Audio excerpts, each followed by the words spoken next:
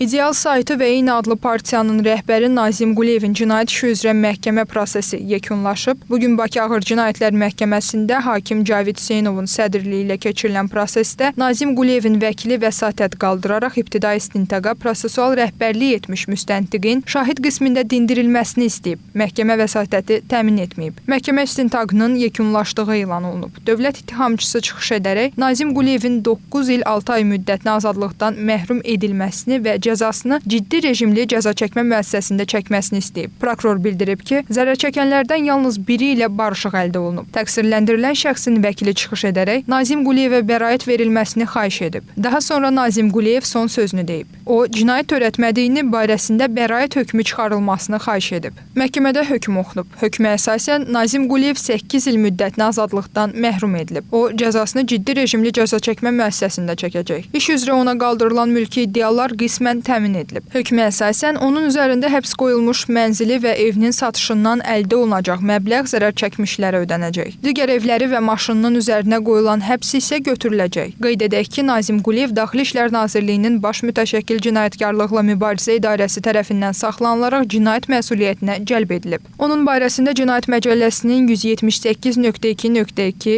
178.2.4 və 182.2.4 maddələri ilə ittiham irəli sürülüb. Cinayət işi üzrə İftixar Həsənov, Səlfəddin Şirinov, Natiq Zeynalov, İlahə İlyasova və Cəlaləddin Cəfərov zərər çəkmiş qismində tanıdılıb. Nazim Quliyev 2009-cu ildə rüşvət, hədə-qorxu ilə tələb etmə və digər cinayətlərdə ittiham olunaraq 13 il müddətinə azadlıqdan məhrum edilib. O, 2020-ci ildə vaxtından əvvəl azadlığa buraxılıb.